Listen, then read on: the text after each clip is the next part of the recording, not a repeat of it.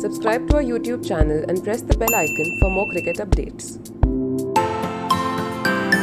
And the physical and the technical learning is a given in most live sports institutions, especially like the NCA.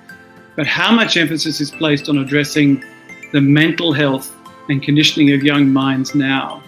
And particularly given the unique global situation we're now in and the potential mental health consequences around that, are you seeing this as a priority within the system moving forward?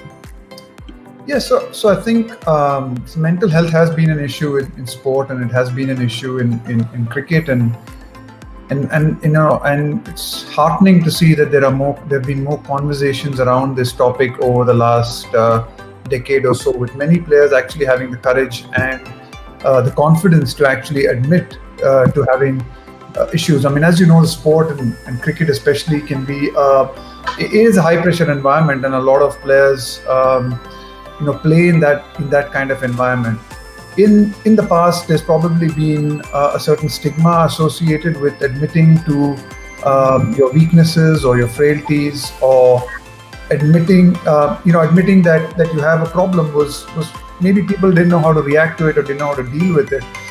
But with a few players coming out and having the confidence to do it, I think there's been definitely a lot more positive and a lot more better conversation around the space of mental health in sport, and especially in cricket. So there's always been sports psychologists. I mean, we've always had sports psychologists, and sports psychology is one area. It's sort of more related to the performance side of sport. But I think what we are seeing now is a more interest and more conversation around the mental well-being of people, not necessarily related to whether they can bat better, or whether they can bowl better, or whether they can field better. I mean, that's obviously there's a lot of the role is that of the sports psychologist to get you to get into the right frame of mind to perform while you're on the field. But just, I think, better conversations around what happens off the field and how that affects you as a person, and affects you in life in general. And that obviously then affects the way you perform, or your ability to perform at your best level. So I think there's been some better conversations around it.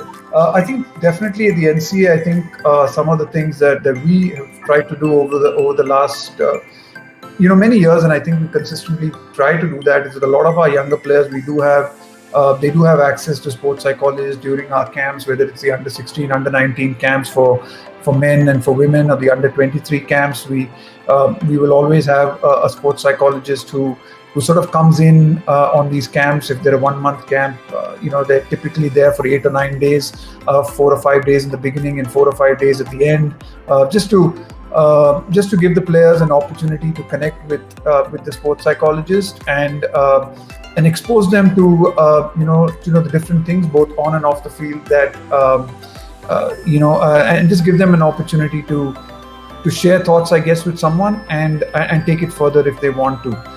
In my personal opinion, I've always felt that in a team environment or a sports environment, I think there are athletes and players who are already pretty aware of some of this stuff, and they do pay attention to it. So a lot of this stuff, I think, done on a sort of individual basis, for me, seems to work better than doing it in front of a team. So so you can have sports psychologists. So I think it's a lot different from, say, someone giving a motivational talk, or just having someone giving a pep talk or a speech to a group of players, and that might work at that point of time. But I think if you really want to get into some of these topics with any level of seriousness, then I think you need to give the players the access to some of these sports psychologists or mental health professionals on a one-on-one basis, and give them access so that they can access them at any given point of time. And that's something we've tried even in this lockdown with a lot of our identified players just outside of the contracted players list, and with our under 19 players. We have given them the opportunity to connect with us to the NCA, and then we put them on to professionals, because I truly believe that we, as cricket coaches or former cricket players, as cricket coaches, really don't have the expertise to be able to deal with some of the issues that maybe young players have. So I think the right thing for us has been to direct them to professionals and connect and make those connections which to take forward.